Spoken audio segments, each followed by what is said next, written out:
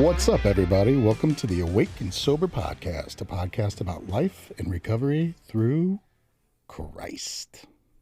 Yeah, buddy. Yahweh, Yahweh. the Lord of Lords, Yes. Jesus. Our number one sponsor. Jesus, And yes. then our number two sponsor is Tactile Turn. tactileturn.com. Well, it's not .com, but yes, you could go there if you want. Just Tactile Turn. Oh, we'll just, It's the second sponsor. Oh, yeah. Jesus is the first. Tactile Turn the second. Okay. And go to tactileturn.com to get your pens. Enter Sober15 at checkout. Yeah. In the cart, actually, because I did it today. Did you? Yeah. Because somebody was wondering how they could get it. And I was like, this is how you do it. And I showed them. And boom, right then and there. Yeah, Sober 15% off. Done. Need it. Nice. I like it. I wish I could get 15% off my order today. Ordered 3 nitros and then a bunch of other stuff. I got no. We're gonna have to fight for one of those nitros. Yes. I heard I'll that arm somebody's wrestle gonna have you. to. I heard that there was 2 people that's probably gonna have to fight over one. I'll arm wrestle all It's you. pretty easy for me to get it because I ordered it, so to come to my You work address. out. Yeah, That might be a competition. Yeah, how does that work, Mike? I'm the smallest out of everyone, so So you should get one automatically. yeah. Nah. Are we going to talk about what we're What doing we're going to talk about today? Yeah, What we're are we talking about today? I think we're going to interview a fella who did an interview before, but it kind of didn't pan out It was correctly. junky. He had a broken microphone. Yeah. From the move that we had done the day before, the week before. Yes. I So don't know how that KCT. happened. KCT. What's up, everybody? Thanks for having me again, Hi, guys. Casey. Hey. Ladies and gentlemen, Casey Kaysen. Nobody remembers. Casey Kasem. Casey Top Kasem, 40. you pronounced it wrong. He was the voice of Shaggy. Was he? Yes, he was. Oh, yes, he was. Yeah. off of He was the Scooby-Doo. original voice of Shaggy. How did we do? Where How are did you? I pronounce it wrong? Scooby. I think you said It's Kasem. Casey Kasem. Kasem. Oh, who cares? In America's Top 40 America's top 40. every Saturday at 9 a.m. I remember from a kid. And now, here's a letter. And it sounds like him, too. Yeah, you did. That's good. That's what. Yeah, we do need to do something with that mic over there. Is it not working? No, so it is for you, but maybe twist it a little bit. Twist So it. So it's, yeah. Well, you squeeze the little thing. squeeze it, Up and down. squeeze it. Now, How about now? Ooh, that's, yeah. much better. That's only because he spoke up. He put a little bass in his voice. Speaking loud the whole damn time. You have not. Dang. We gotta be. We do have a We beat. gotta be. Hey, so You gotta be Casey, we're kidding glad me. you're here. Hang on, dude. I just looked over at Shane and he was putting a mouthful of food in. Hey, boys gotta eat. Jeez. First You off, know, before we Shane get was going, doing stuff when Christina brought down all the food, so I'm gonna. I just didn't expect it, man. That's all. That was good. First off, don't forget to like, share, and subscribe. We are on every podcast platform. We got new shows coming out every single Wednesday. Wednesday. New one dropping Wednesday. today, correct? New one dropping today. Awesome. It would have been out already if I didn't go play pickleball earlier. Oh, my gosh. There you go. I mean, I figured See what pickleball does for us? nothing. It does for me. Well, it does for you. Yeah, I mean it's 35 pounds down. I got a picture of you today. Did you? Yeah, I bet you did. So me and your boy were Yeah. Ryan Howard. Brian, yeah. Yeah. I bring him on one of these days. He's all right. He's all right. He's all right. I mean, I played against him and his daddy in pickleball today. Who won? They beat me and my partner. And then I learned how his dad plays, and I don't think his dad could ever beat us again because he hammers it, and whenever he hammers it, it's always out. So you just got to move. You got to be quick, though, like Matrix. Pretty good. I'm telling you. Today. Jeez. Giggles is back, Hey, man. Do y'all drug test at your work? you can drug test me any day of the week. I am not ashamed. I will drop any time. I'll drop right now. I ain't scared. No, you ain't dropping nothing right now. We're good. So anyway, Casey, how are you, buddy? I'm doing well. I'm doing well, brother. Thank you for asking. How are you doing, Jeremy? I'm good. I'm good. I'm supposed to ask, how is your soul? I can't swear on this, huh? I almost did. No. That's a loaded question to just pop on someone right off the rip. My soul is cleaner than it ever has been. However, I mean, I don't know. I'll tell you something. Where that question took me in my brain is actually my soul is as clean as it's ever been, and I'm moving towards being a Christian, which is the craziest thing I think I've ever said out loud before. But I think that is why my soul feels cleaner. I've been doing esteemable acts. I've been actually working a program this time around in recovery, and I don't know. I feel lighter, I guess. He's going to drop, how's your soul on somebody, though? It's actually been a while since we've heard that question. And the only reason I remembered it was because when we took up pipe smoking the other day, because it's delicious, he asked me, that's why you always ask, well, how's your soul? And I'm like, we haven't asked that in a while. No, we haven't. Such a good question, though, because it gets past, how are you? Yeah, I'm good. I'm okay. Or then Derek would be like, I'm good. Well, how's your soul, man? How you been doing, Jeremy? I'm good. My soul is content. Content. I like it. Yeah. I didn't know you could give half-ass answers. Oh yeah. Welcome to the show, Casey. Like I said, we got a beeper. Okay. Right, my bad. That'll be the last. So why do you that'll be say, the last one. But why would you say half-ass? Because you just said content. That's a one-word answer. How's that different than how you doing good? Because content can mean a lot of good things, actually. So I could be content in joy. I could be content in pain. I could be content in sorrow. I could be content in a lot of things. And that's really hard to be. So if he says he's content, but is content in what? Yeah. Describe your contentment, Jeremy. There we go. Make him take a deeper. Yes. I didn't ask you. Whatever. Plot twist. Hey, he did a good job. Yeah, it's great. I'm literally at peace with all the chaos that's going on in my life, which it's chaos all the time, but I'm at peace with everything. And so I'm just content. It is what it is. Today, the electrician was supposed to show up because we haven't had a washer or dryer for 2 months. Need to replace our electrical panel. Yeah, you've been stinky. Been going back and forth with this guy. 7 a.m. today. 7:30, he's still not there. So my wife calls me freaking out. Hey, can you give him a call? Call him, he doesn't answer. Text him. And he's like, I apologize. Now, before, I probably would have lost my shiz, right? But I didn't. He's like, I'll be there tomorrow. I'm like, sounds good. Thanks for getting back to me so soon. I'm good. It is what it is. So that's kind of where I'm at right now. Yeah. How's your soul, Mike? I feel something going on inside you. Like what? I don't know. You about to perform an exorcism? I'm just thinking the same thing. You're just not. I don't know. No, I just wanted to get going, and we took a while. It's okay. Okay. We had a lot to move around. We did have a lot to move around. Setup. It's always difficult when you're adding new things, and But soul wise, the last few weeks have been really, really tough. If anybody watches the episode from last week, you'll understand that we were all going through some things. A little bit.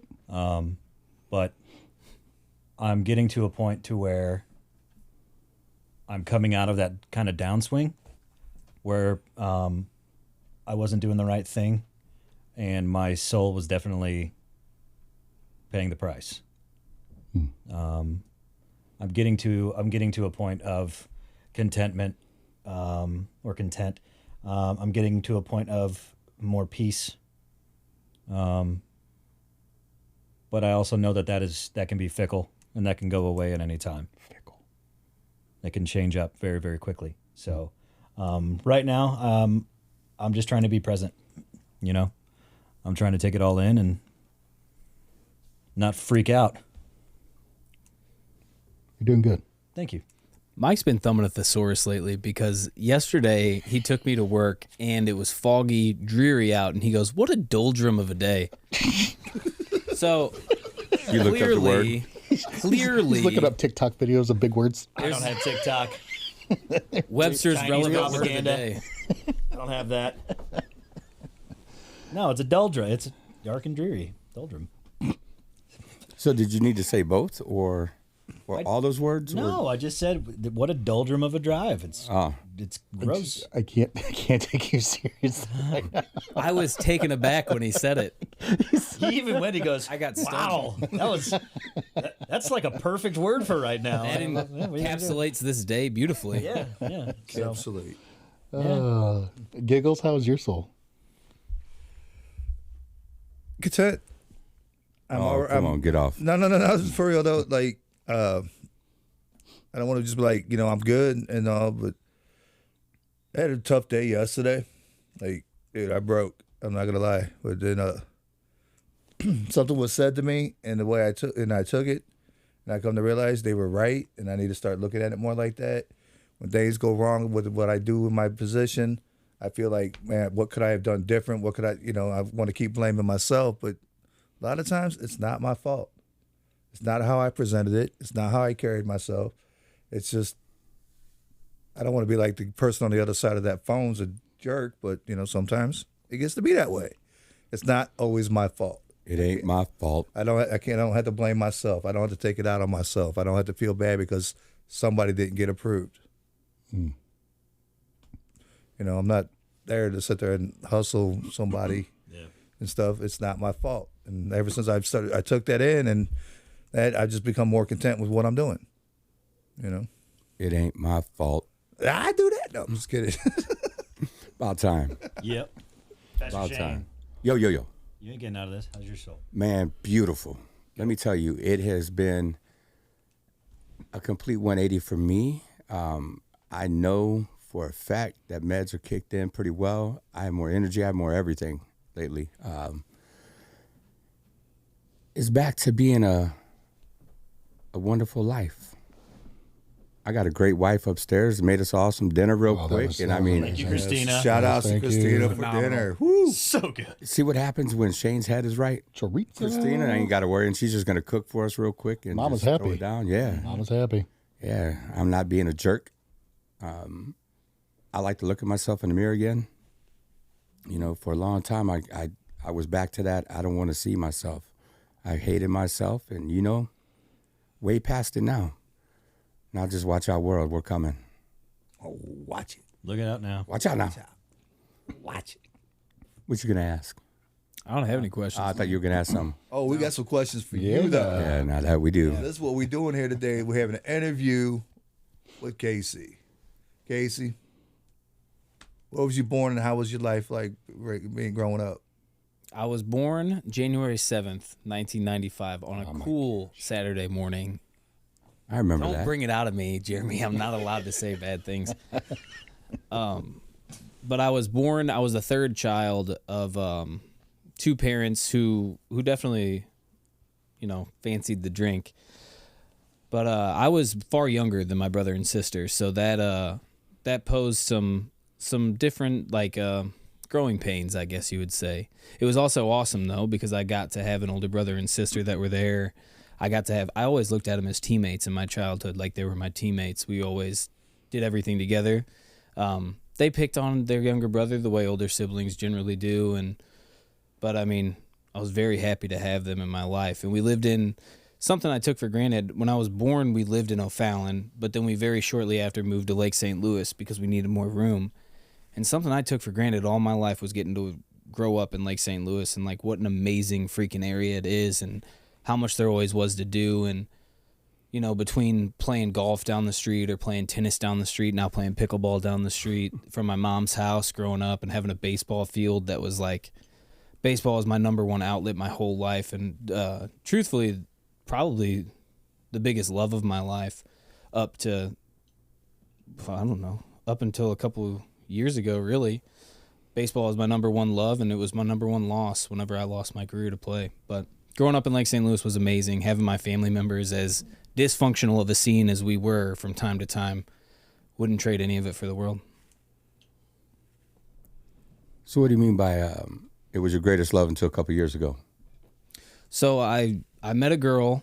I don't want to get into how too much because clients might watch this, but I met a girl and we have a child on the way. And I already was in love with her, and having my child inside of her, I don't know, it changed my whole perspective on everything in the world. The moment I found out that she was pregnant, I remember thinking, dude, you got to start working out. You need to live forever.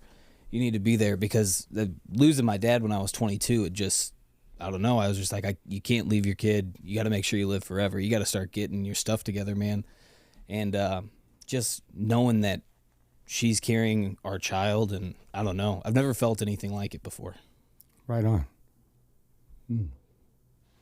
So I know you were very involved in sports, and as a fellow youngest of three, being the baby, with with that comes kind of certain pressures and whatnot. You ever disappointed or give up on a childhood dream? Yeah, all of them. Every single one I gave up on. Actually, and I didn't even give up on it. I just decided to pursue drugs and alcohol full time, really. My first true love was baseball, and I wanted to be a professional baseball player. I was actually pretty gifted, too, just naturally. I was able to be pretty talented as a shortstop. I ended up being all-conference, all-district as a senior, junior, and senior in high school. I crapped away any opportunity I would have had going to a Division I school. All the coaches for Division I schools were like, "What's your GPA? We'd love to, we love the way you play the game. We love your style, your ability. What's your GPA?" I would tell them what it was, which was 1.6, and that was generally where they'd say, "Cool, go to JUCO for a couple of years, prove that you're serious about getting good grades, and if you're still playing ball, we'll take a look at you." So I ended up going to JUCOs, which didn't really pan out. Another big love of mine was comedy. I love stand-up. I still love stand-up comedy to this day. I pursued it a couple of different times. Always gave up on it, though, out of fear of failure. When I was 18, I had an opportunity because of my acting teacher. It's funny, when I was in school, I didn't want to talk about how I was in acting. I was really embarrassed of it, and I wasn't in plays or musicals because of that. But my acting teacher got me an audition for Second City in Chicago, and I was too afraid to get on the bus and go. When I was like 17, 18, I was too afraid to get on the bus and go down there and pursue that. But I was the captain of the improv team, which is something I've said out loud very few times. Yeah, I don't think we heard that last time. I very rarely talk about it because I was so embarrassed of it at the time that I loved that acting theater stuff so much. I thought it was so effeminate, and honestly, the people in my life weren't afraid to tell me that they thought it was effeminate too. And if I wanted to be in something, it would have had to have been a musical because the plays were during baseball season and you boys not singing in front of that many people. So I didn't want to do that, but I was captain of the improv team, and it was actually the only way that I passed my senior year of high school was that I made a deal with my theater teacher that I would be the captain of the improv team if he passed me so I could play baseball. But one of my largest regrets and letdowns to myself is not pursuing that and wondering what would have happened had I done it. And baseball. So I got to ask, you could sing? Not incredibly well. Okay. I was just wondering, I mean, the way you made it sound is like you could sing, but you just weren't going to do it. I can't sing that well. Okay. I'm sure the guys have heard me singing around work different times. I'm just really kind of confused when he's talking about this improv comedy stuff, and I ain't heard him be funny since the day I met him. That's what I'm just, I'm just like, what's going on here? Head first into that one. I make him laugh constantly. That's not saying much. That dude laughs at everything. I laugh at everything. So come on. You fart, Derek laughs. Everybody likes a fart joke. Damn, you just had to say it. That's what I'm saying. He laughs at everything. That's Mr. Giggles. He's too easy. So you talked about your childhood a little bit in high school. So when did drugs and alcohol enter your life? Like, how old were you? What happened? So drugs kind of came into my life. I think I was 13 or 14 and I started smoking weed. It was a little bit of a dysfunctional household from time to time. I started smoking weed with my brother-in-law, actually, at the time, or he wasn't my brother-in-law yet, but I started smoking weed when I was either 13 or 14, and it very quickly became an everyday thing for me because I don't really have a drug and alcohol problem. I have a coping problem, and alcohol was the first thing that marijuana was the first thing I leaned on to try and cope. Coming from a family that excelled in alcohol consumption, I was very fearful of that, and I didn't want to step into that. I always said, I'll never be an alcoholic until I became one eventually. I abused everything else that I could get my hands on before I could get alcohol. So I remember in high school, like, raiding different friends' parents' bedside drawers and stuff, looking for different pills and just mixing them together, not having any idea what I was doing.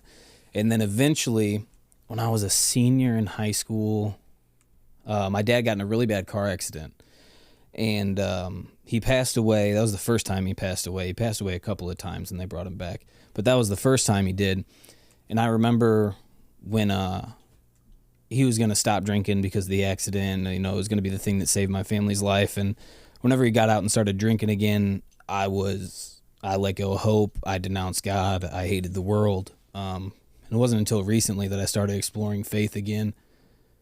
But whenever all that went down, it was, I don't know, it was a tough go for me. And I had a girlfriend at the time who wanted to drink with me casually. Like, she never had a problem. She's actually very successful to this day and owns her own company.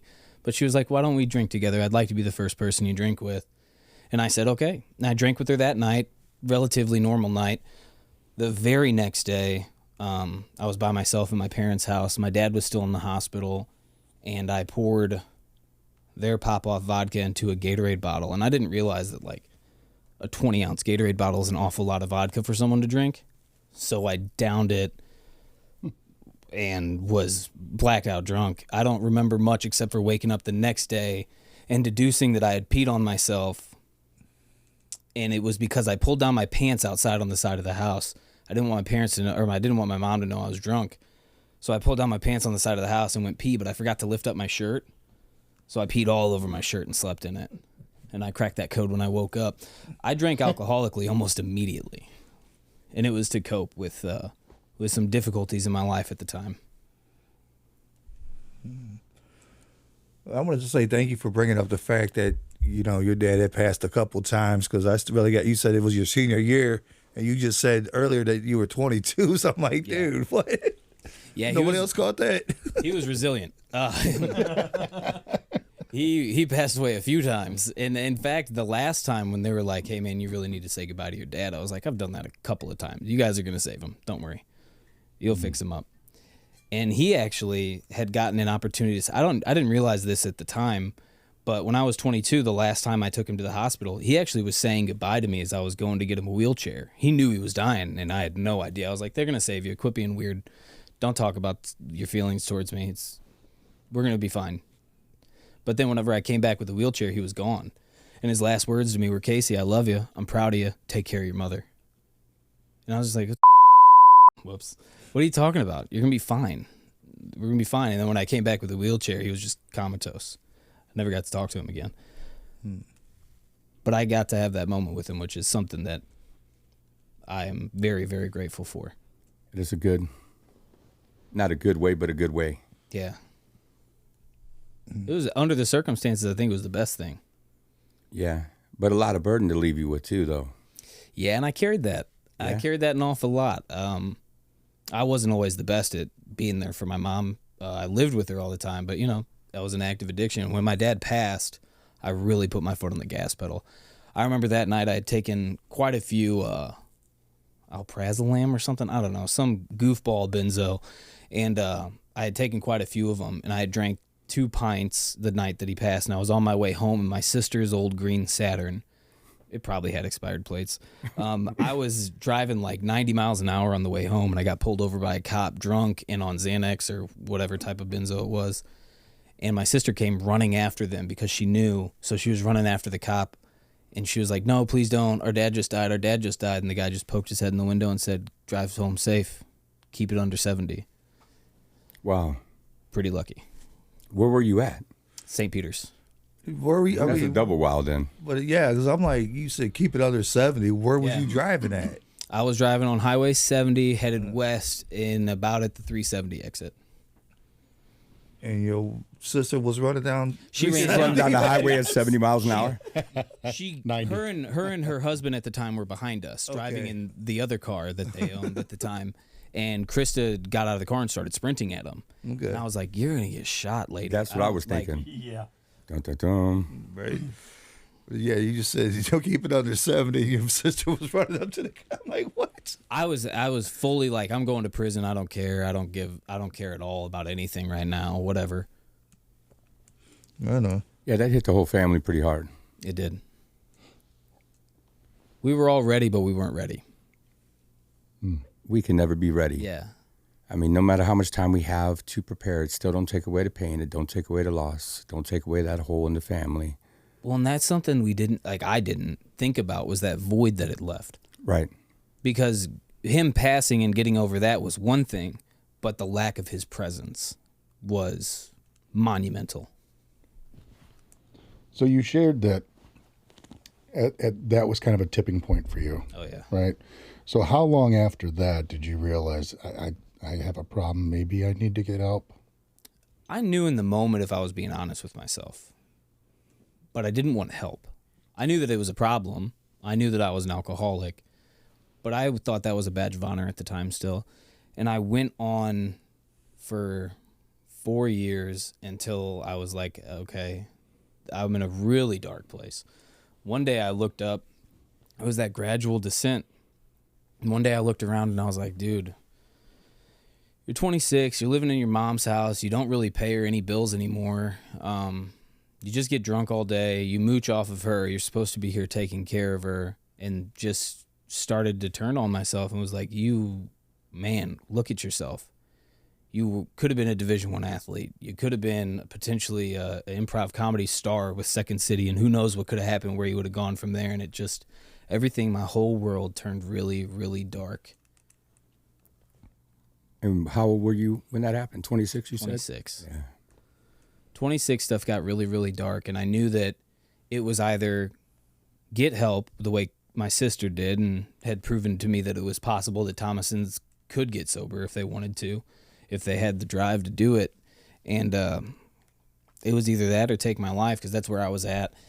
And I remember the day that it happened, I had just gone out of town with my brother to like some goofball Airbnb in the middle of nowhere where we were all hanging out. And we came back, and I had given myself alcohol poisoning or something. I was drinking to try and keep things down so I could function throughout the day, but I ended up getting so drunk, and I was supposed to pick my mom up from work that night. And I got in my truck, backed up, hit the mailbox, and was like, oh, you can't drive. So I tried to order her an Uber, and I couldn't figure out how to operate the Uber app because I was too under the influence. And I called Krista and just started begging her, like, please help me. Please take me somewhere. She actually got a hold of Shane that night, and Shane found a way to get me into the aviary, which they can't get rid of me now, man. I've been there. Well, that was the first time. I didn't stay sober that time. That one didn't take. I wanted That one didn't take.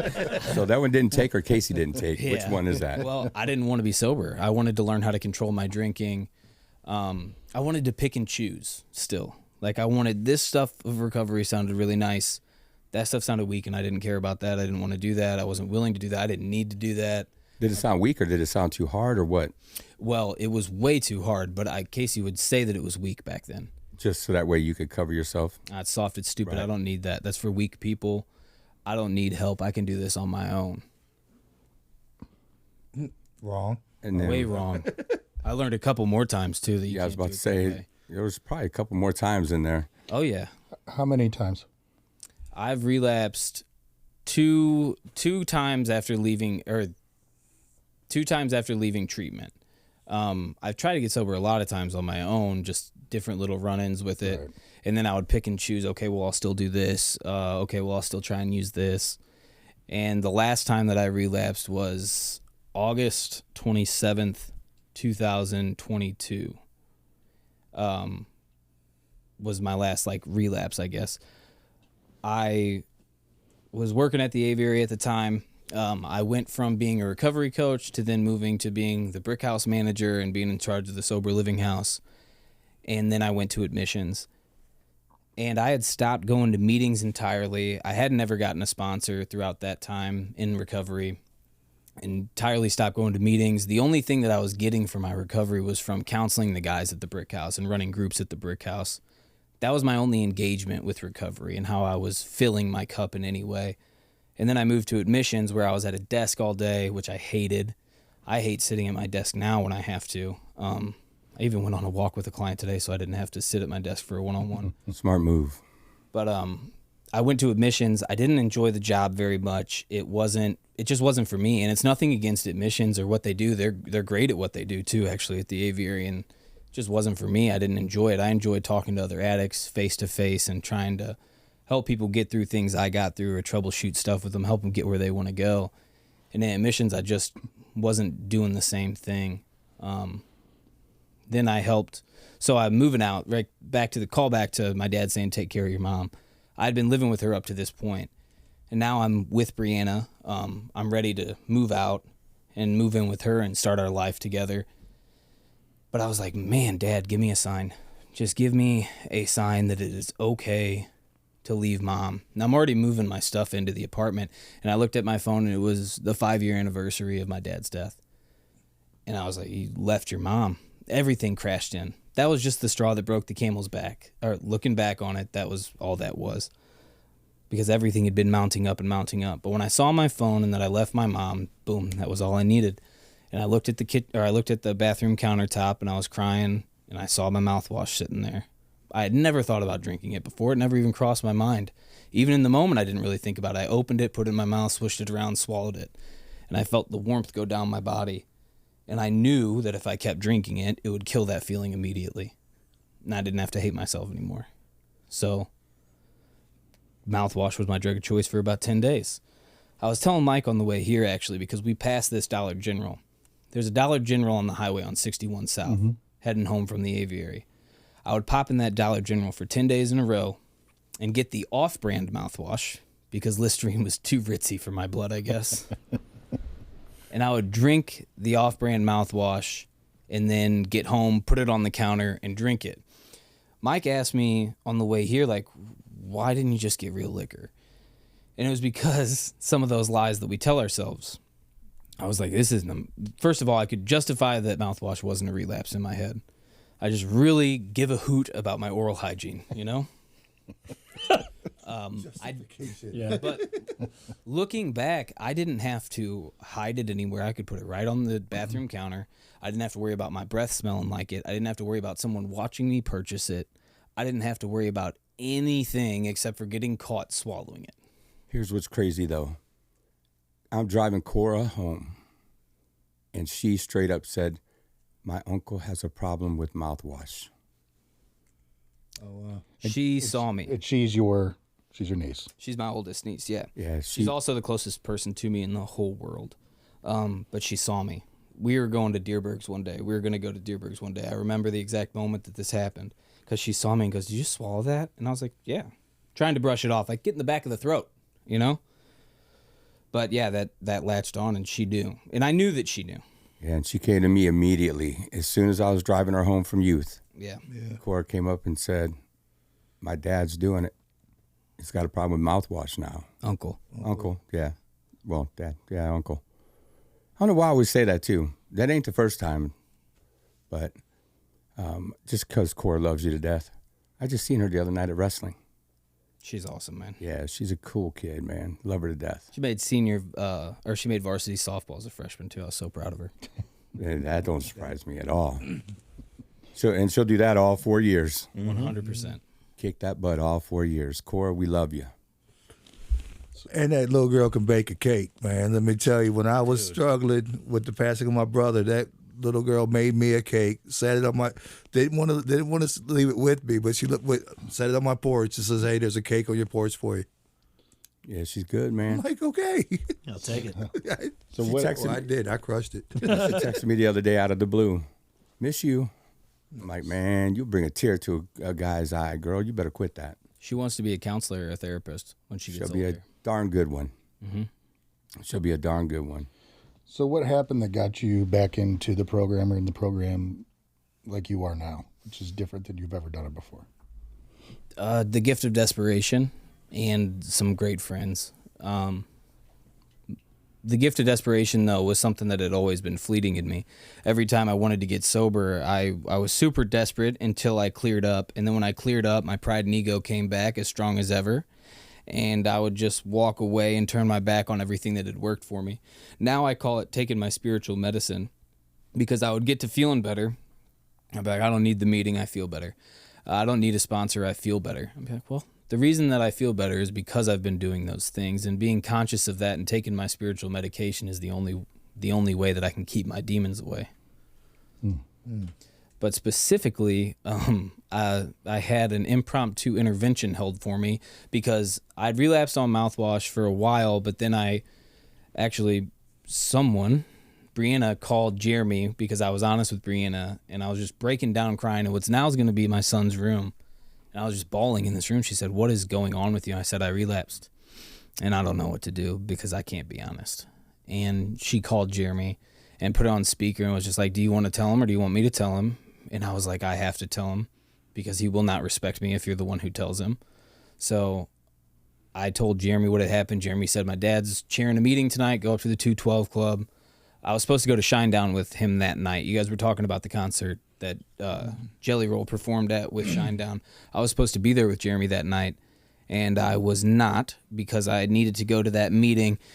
And I remember sitting down, and I was next to a former client of the aviary who was so excited to see me, and I was so bummed to see him because I did not want to face the reality of my situation. So I sat there and I didn't share.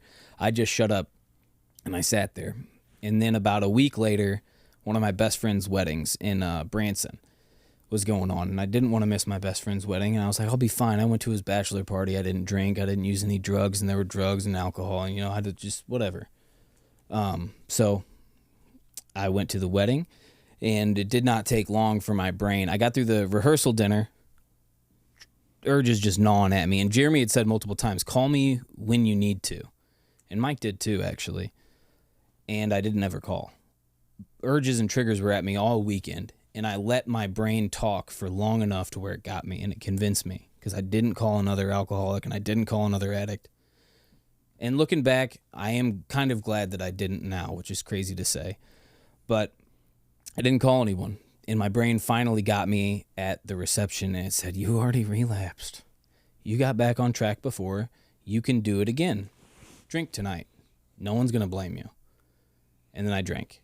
And all my friends were like, "We don't care if you drink, man. We just don't want to be the reason that you relapsed." And I was like, no, don't worry about anything, guys. It's my life. I'll figure it out. I'm fine. I'm an adult. I actually already relapsed last week, so it's not even that big of a deal.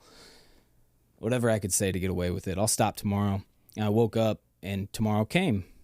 And I scoured the home for all the airplane bottles of Fireball. I drank them all before anyone woke up. I had stayed up all night, by the way, drinking Tito's vodka by myself on the couch in the basement just because I was like, this is going to be the last time you ever drink. And didn't stop. I kept going, and then we were getting in the car to go home, and I said, "Hey, I got to go take a dump at the gas station. Will you stop?" And they were like, "Yeah." So I went in, and I got some Parmesan garlic combos to mask the scent of my breath and a bunch of Fireball shooters so I could rip them in the back seat when they weren't looking. I got home, I picked a fight with Brianna, so I didn't have to go home. And then Bree was basically like, "Well, I'm going to relapse." And I was like, "No, you're not." So I ran over there and just ended up relapsing with her, which was horrible. And Monday morning came around. I'm supposed to be in admissions. The only person in the world outside of Brianna that knows is Jeremy at this point. And I have a choice where I can either throw up, call into work, or I can rip the shots that are in the freezer still and go into work and function with alcohol in me, or I could call and be honest. And I called the director of admissions, crying, just like, "Hey, I messed up," and apologizing profusely. She offered help. I said, "No, I don't need it. I can do this on my own. I can get back on track." And then the head of HR calls me. It's like, "Hey, do you need help? We can send you somewhere." I was like, "No, I got this. I can do this on my own." I called Mike. I called Joe Lowry. I called Jeremy, just to out myself and talk about it, be honest with people. And then the CEO called me and was like, "Hey, I can get you somewhere. You just, if you need to go somewhere, I can get you in somewhere for free in Arizona. It's not a big deal. We can get you there." And I said, "No, I can do it on my own." And then two surly bearded gentlemen showed up on my front porch of the apartment. I know them. Yeah, dude. A big old former cop and a big old Jesus freak show up at my doorstep, and I was immediately startled. I'm sure that they could probably tell. And I sat crisscross appies on the corner of this couch while these two gentlemen coerced me into going to treatment. And I remember the last thing that I said to Jeremy before. He said, "I'll be here at 3 a.m. to pick you up." He had already got my flight for me, and he knew that I couldn't get out of that. I was definitely going. But the last thing I said to Jeremy and Shane was, I hope you guys know I'm not doing this for me. And Jeremy looked at me and goes, yeah, I'm not proud of that one. It is true, though. Jeremy looked at me and said, I don't care why you go. You'll remember why you're there when you get there. And he was right. And that was a brutal experience. Through and through, it was the most humbling experience I've ever had in my life for a lot of reasons. I used to teach a lot of this stuff that they were telling me in this place. And it was very humbling to know that I'm not immune to anything. I'm not some white knight on a hill that can just save other people. I am someone who needs to take a spiritual medication every day to be good to anyone in my life. I believe we hit below the belt that night, too. Oh, we did a little. Because I used Carson and Cora for sure. We definitely did that. You had to. Yeah, without a doubt. I didn't care Whatever it what we takes. were going to do. Yeah. We were going to throw low blows, and we're going to. And so last week when you were talking, Mike, in the episode that's getting ready to come out, and they said it, like the Kool-Aid man, they'd come busting in the door. Oh, yeah. Oh, yeah. Just have us show up at your house. That's all you need. I didn't know Kool-Aid Man had a beard. I remember does now. thinking, I remember that night very well. And I remember thinking, this isn't the Casey I know. And then what it reminded me of, and I think I talked to Shane about this, like that's how I acted. Because I was not like you weren't the kindest soul that night. No, I was furious that you guys were there. Oh, yeah. It was I was great. written all over your face. And I was like, man, that would have been the same way I would have responded. See, I'm proud of you, though. You stuck around. Yeah. I jumped out of a car when they came to do it at my house on my way to treatment. I'm like, here, let's go. And then I just jumped out of the car. Not today.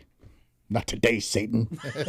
So I'm proud of you because so many people try to walk out. I mean, we wouldn't have let you walk out the door, but Yeah.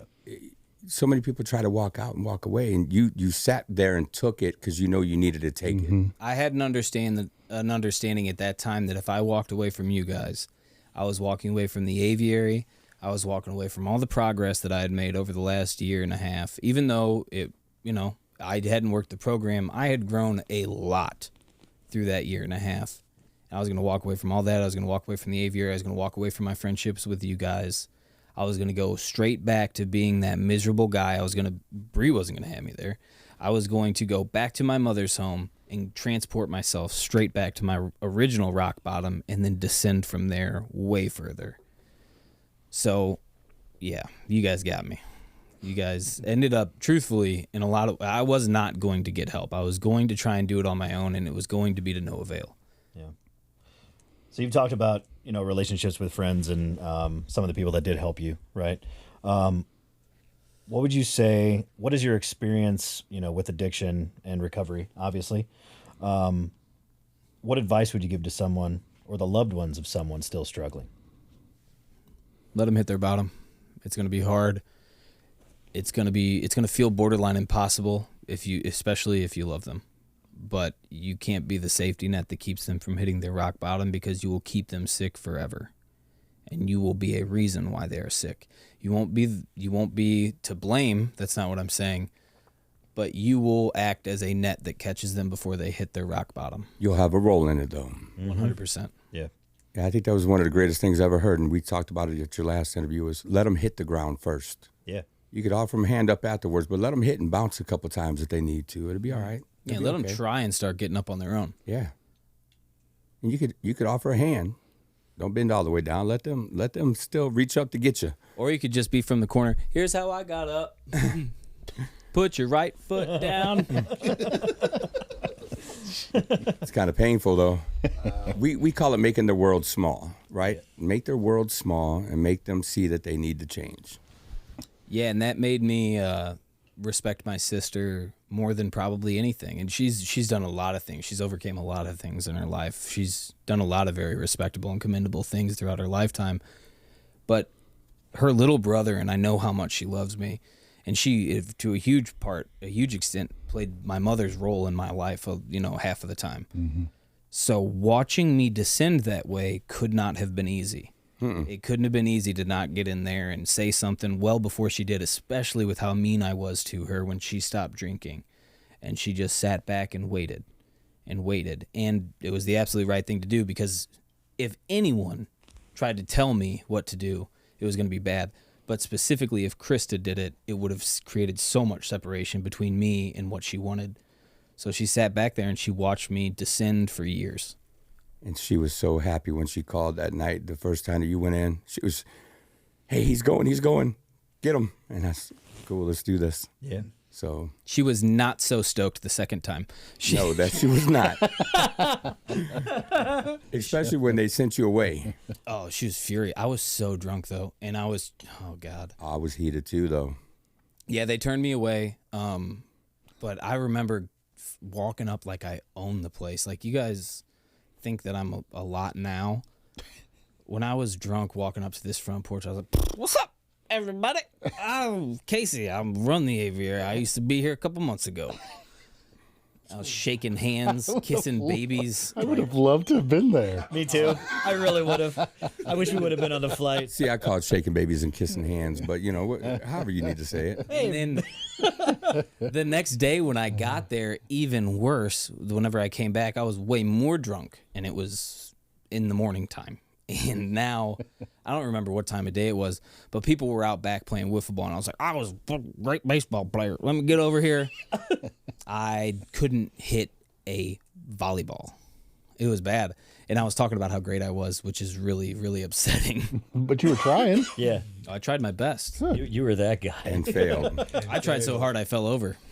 There was one time I probably could have And swung failed. twice and Yeah. still been early. See, now there's the comedy. There it is. Yeah. He could take this on the road. It'd be good. Can't make you laugh, huh? Man, that doesn't count, dude. I laugh all the time. So what are like some misconceptions about recovery, man, and about addiction and stepping into recovery? One misconception about addiction is that it's a choice and your loved one is lazy or they don't care enough about you. That was something that I struggled with my dad, who ended up passing of cirrhosis eventually. I just was like, he doesn't love me enough to stop. It had nothing to do with him and not loving me. It was a struggle within, and it was not a choice for him to pick up each day. That's a huge misconception about addiction. Somewhere along the lines, we had a choice, and that choice was taken long, long ago for most of us. So that's one thing. And then every single thing that I thought about recovery was a silly misconception that the pride and ego concocted, that it was weak, that it was stupid, it was soft, it was dorky. Dorky was a big one for me. Look at those dorks over there, those nerds who go sober. They eat breakfast together on Saturday mornings at 7 a.m. like a bunch of dorks. Yeah, you're not kidding. That's too early. Dorks. Only nerds would be up at that time. It's true. Dude, it was Weren't crazy. you what I there thought. last Saturday, nerd? I'm a nerd. You wanted a free breakfast. Yeah. That's what it was about. And People was he hungry. got it, too. Did he get it? Yeah, He got it. ordered on the way. I've never seen anybody do it. Yeah, they had his food ready when he walked in the door. Do what now, Mikey? You ordered on the way. Yeah, didn't you? No. Oh, you ordered when you got there? Yeah. Like a normal person. No, you said that I wouldn't have enough time to eat it, so I made sure I ordered ahead of time. My food was there It was first. ridiculous. Thank you, Jeremy, for picking up that bill. Appreciate that. Yeah, all three of you guys owe.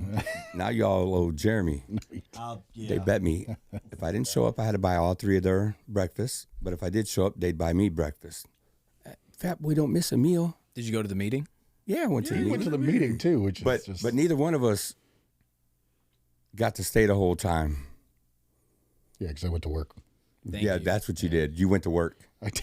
You went to work on your toilet. I did that first on my way. Is that why you showed up so late?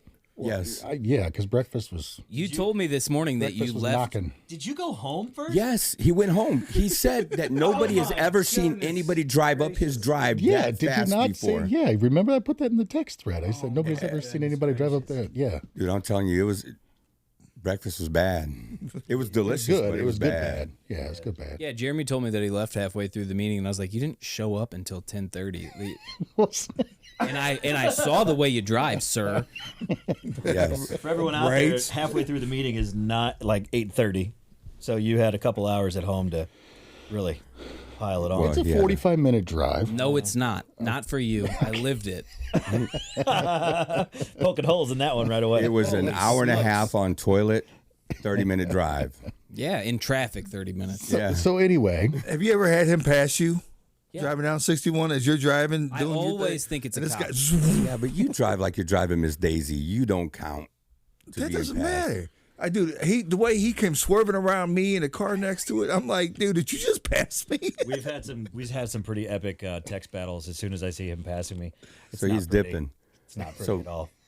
Casey, you got a sponsor now?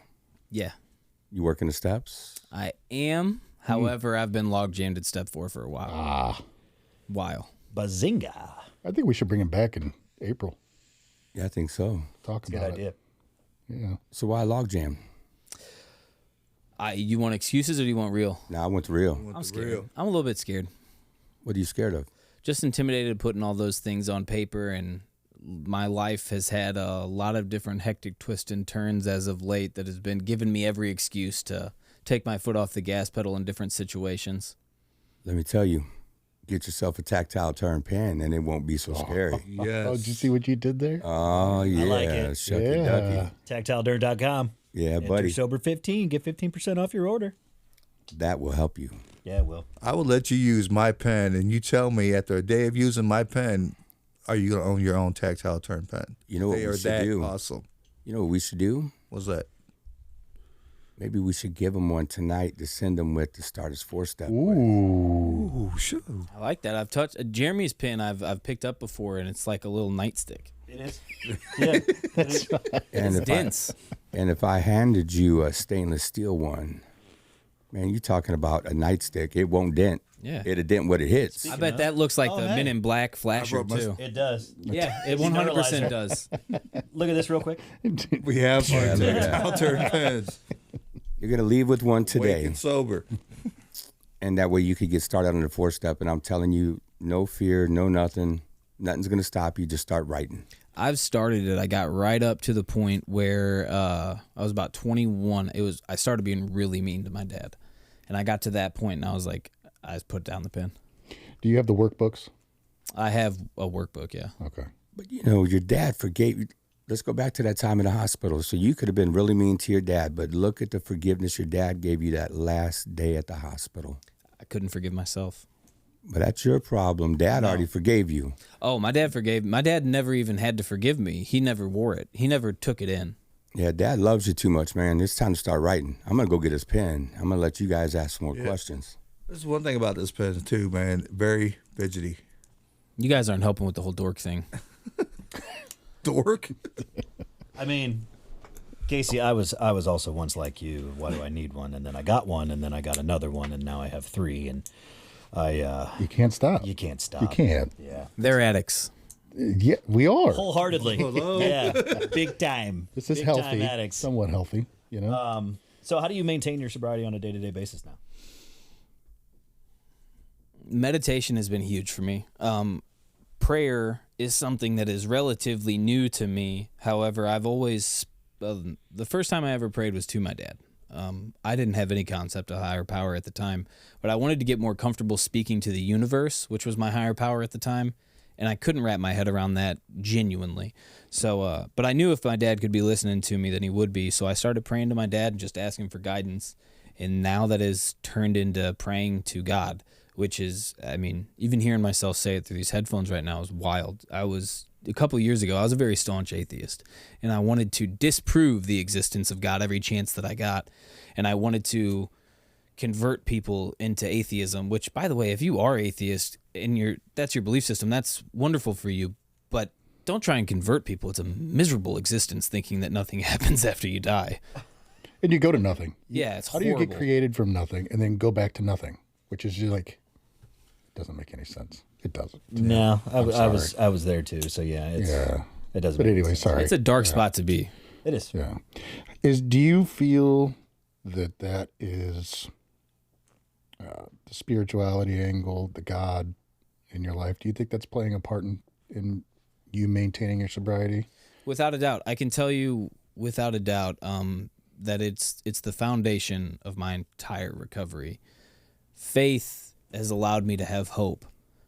And without faith, I wouldn't have hope. Without hope, I wouldn't be determined to try because I wouldn't care. I'd be indifferent to what happens.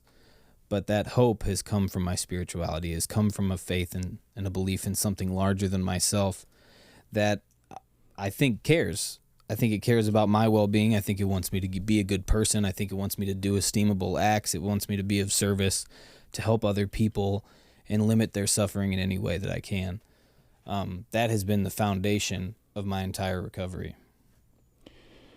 I like how you kind of touched on it, that you said you were an atheist. You never put God into your recovery before. It was never in your recovery plan. No. And you tried it, and something seems to be working. Well, it's not even like something that you can just say, like, try, I don't think, because faith can't be faked. But it's something where I just planted these spiritual seeds around, and I would water them daily in different ways. It started with me believing in the universe and the way it ebbs and flows is one, and then I'd go on these nature walks and just different ways I could plant these spiritual seeds and water them. And before I know it, they started to grow. And then one day I took a Snapchat of this sunset, and I realized it was like that part in the Big Book played in my head where it says, then who made all of this? You know what I mean? Mm-hmm. And I was just said, I even made the Snapchat. It said, my relationship with a higher power is starting to look like a relationship with a God. And it blew my own doors off that I even thought it and said it. Mm-hmm. But it was true, and I felt it. And that was the first time that I felt faith honestly, in my entire life, because even when I was a kid, I didn't believe. Outside of your walk with your higher power, what other strengths and qualities have you picked up in your recovery? Patience. Patience has been the biggest one. Especially, I mean, all addicts struggle with the quick fix, instant gratification, and things of that nature. But patience was one of my largest obstacles in recovery. It was something that I lacked tremendously, and I've been able to work on that. In fact, it's one of those things that I pray and meditate for, is for patience, because I lack it. I have it with others in spades for the most part, but I don't have it with myself, and I don't have it with the people closest to me generally. So that's something that I really wanted to work towards. No, it's just a little funny joke. You know, they tell us don't ever pray for patience, because God won't give you patience, but he will give you something to be patient with. And that's exactly what has happened. There's a lot of opportunities. Well, and like without my higher power, the things that happened last week. So I was supposed to be on the podcast last week, and the day that I was supposed to be on the podcast, my truck broke down. Whenever I was on my way home, or was that Wednesday that my truck broke down? No, last week was. No, it was Tuesday that my truck broke down. Yeah. And then Wednesday, yeah, okay. So Wednesday was the day, but Tuesday my truck broke down. I'm probably not going to be able to afford to get it fixed. So it's, that's awful. My son's going to be here in about 2 weeks, and I don't have a vehicle right now. So I have to figure out what I'm doing with that. Bree's had some issues with the pregnancy thus far here and there. Nothing serious. Everything looks okay. But just some different things where we've been in and out of the hospital a lot of different times. So my life has been very stressful, but I've been able to manage it. Like, nothing has been unmanageable. Even in flashes, it'll feel unmanageable really quickly. When my truck breaks down, I'm on the side of the highway, and there's a gas station a half mile behind me. It feels unmanageable in that moment.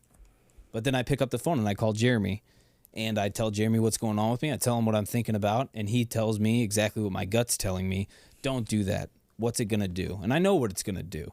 The first thing is going to be I go up to that gas station, I drink. The next thing is going to be jumping in front of one of those cars is going to sound like a great idea. Because that's where it takes me every time. Mm-hmm. And it takes me there faster each time that it happens. Without my higher power, without my friends in recovery, and without leaning on other people and my sponsor, I called Jeremy, I called my sponsor. Mike passed me on the highway and called me. I talked to my mom. I talked to Brianna. I mean, a couple of years ago, I would have relapsed. With little doubt in my mind, I would have relapsed. Yeah, it's amazing that you utilize your tribe and that people were there for you. And it's a lot of times we don't see that, but you saw it and you used it. So that's awesome.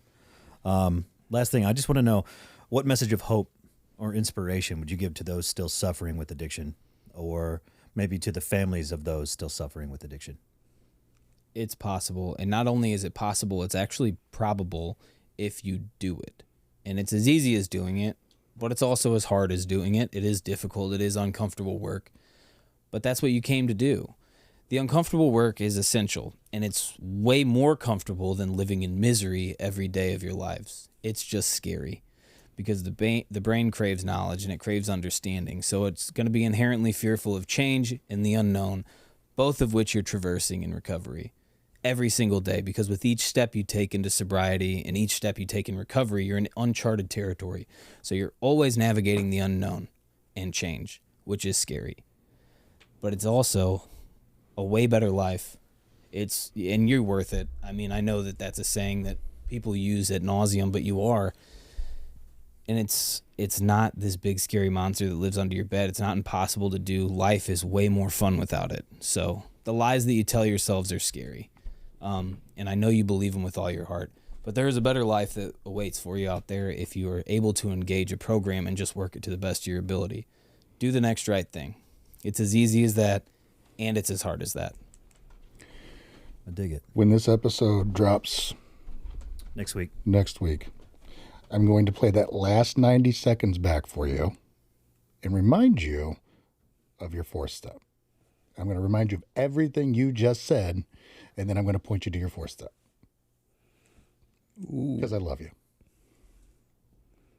And it's funny. Because everything you said was like, oh, yeah, okay, all right. I wonder if I'll have it done before then. with that new pen, you should Yes. take your own advice. Yes. Half of my fourth step just wrote itself. Thanks, Tactile Turn. Yes, gold, dorks, absolutely gold. But no, man, Casey, I just want to say, you're one of my best friends, and we all love you, and I'm really glad that you were here to share some, experience, strength, and hope with all of us. Hopefully, we can have you back soon, and we'll see how you're doing a little bit down the road. I'm not saying you can't do it on your own. I'm saying you don't have to. Love that. Absolutely. Derek, what you got? James 1:2. One of my favorite scriptures, and I want to share it. And I don't know why it did not just pop up. In 1 second. Find it pure joy in everything that you do. Be it troubles or anything, find it pure joy. Not happening. 1 John 5:14, and this is the confidence that we have toward him, that if we ask anything according to his will, he hears us. I want to thank you for coming on and doing this, and I'm glad I actually got to be here for this. Me too. I hate this crap. You were an integral part in my sobriety because you were a coach there when I was in treatment. And it's crazy. You have to look back on this, and even Mike, both of you, I look back on this, and this is nothing short of a God thing. I mean, everything that you did for me, and then I got to do the 12-step and do it back to you. And now you continue to do that. And Mike's doing it too. And I'm so blessed to be a part of this journey with you guys. So, and on this spiritual journey that you guys are on and seeing that, it's still haven't been to church with Mike yet, but Sunday, Sunday, I'll be because there. every time I've had some issues, but Right. but yeah. So I just I love you. I love you, brother. Love you too, and I love you too, Gil. Love you. I know. Love you. It's kind of funny because, Jeremy and I were both clients when Casey was our coach. Yeah. So it's kind of full circle. Yeah, and guess who doesn't have more sober time than they do now? Anyway, Acceptance is the answer to all our problems. the best lesson I ever learned in my life was that relapse. I mean, that shows a big thing, man. You fell, but you got back up. Yeah. And that's a shout out to those out there listening. We fall sometimes. It's really hard not to fall sometimes. We fall, but we can get back up. And there's always going to be someone there with their hand out to help us get back up. Just get back up. Amen. Without a doubt. Amen. For everybody here, don't forget to like, share, subscribe. We're on all podcast platforms. Don't forget your Tactile Turn as well. Enter Sober15. You will get 15% off of your order. We will see you guys next week. Thanks, y'all. Peace. Love you guys.